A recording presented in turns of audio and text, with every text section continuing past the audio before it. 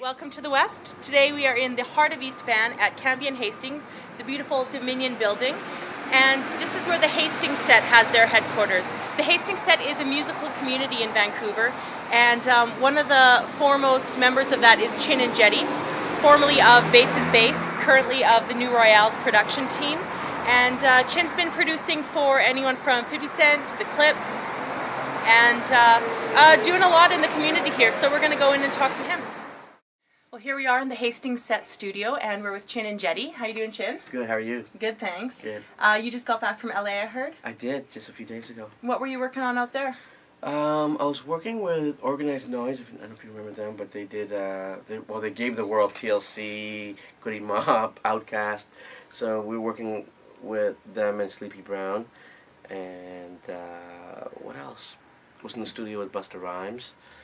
And just cranking joints out with Khalil, with DJ Khalil, my partner. So, I mean, to refer to the song that you actually helped produce for the Clips, you're kind of like a big deal these days, huh? I don't know about that, but I'm trying to do my work. Well, and your work involves a lot of things. I mean, you're a singer, and a producer, and a musician, and a painter of fine Italian frescoes, I heard. Maybe not that last one. And you're working on a genre of music which you've dubbed urban folk. Yeah. Can you tell me a little bit about urban folk, what that is? Well, I mean, I just call it urban folk music because I'm rooted in urban music. That's the kind of music I've been making all my life. But it's not the only kind of music I listen to. My collection is really vast. And when I went to do this record, I just sat in this room and I picked up an acoustic guitar, put a mic up, and I just started strumming out songs. So it's kind of had this folk element to it. Okay, and so the record you're referring to is Detached? Yeah. Right? Yeah. And that seems to have some symbolic representations as well as actual representations, because it's an acoustic album, right? Yeah. And I call it Detached because I really detached myself from everything that I thought was my norm, like the technology of music, the politics of music, my own family, my friends. I just kind of separated myself when I was making this record, just to kind of get into my own headspace and my own heart to get the message out that I wanted to. Did that get a little bit lonely? No, because I'm always around a lot of people. Like when I'm making records for other people, especially in the States with Khalil, there's people around and everybody always wants like the biggest, fattest drum sounds to the biggest hooks to the biggest, biggest everything. And when it came down to my record, I just really wanted to just taper it all down and just make it more of a snapshot of my life at that time. And I feel like I accomplished what I wanted to, and the record really, I wrote it for myself. It wasn't really to put out there and hopefully I could tour it and hopefully it could be something great. And if it does, it's a blessing. But it really, I was at a time where I'm constantly redefining. I think we're all redefining ourselves. But I was redefining myself. My dad passed away. I have kids, and just internalizing all that with who I am here. So. And that's coming out April 6th, right? Yes, next Tuesday. Well, we'll look forward to hearing that. Thank you. I want to talk a little bit about, you started with Bass's Bass. That's sort of what you're most known for. And you guys won a Juno back in the day, right? We did. So the Juno Awards are coming up this year in St. John's, Newfoundland. Yeah. And you're going to be there. I am. I'm playing a show in St. John's during the Junos. Okay, and who do you like of this year's nominees? Who do you think is going to be taking some awards home? I think it's between Kanon and Drake, really. Mm-hmm. They've really been the big voices. And, it's been an amazing year for Cardi, Chemo.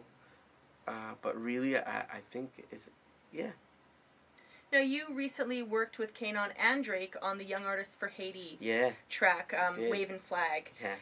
What was that like? You had a little part in there. You sounded really good. Thank you. It was such a blessing. First of all, Kanon's my friend, and I've known him since like the project before anyone heard it. You know, Saul and Kanon, they're like my family, and in a lot of ways, in fact, in every way, this record only exists because of Saul Guy.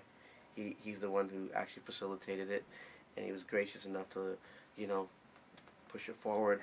And Kanon, is just someone that I think is this incredible, prolific and profound at times.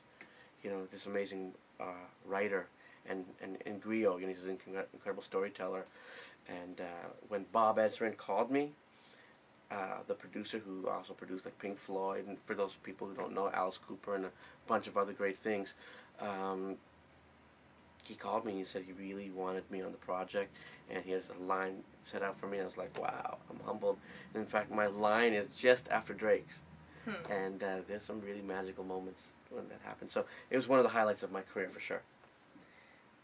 I'd like to talk a little bit about the Hastings Set. Yes.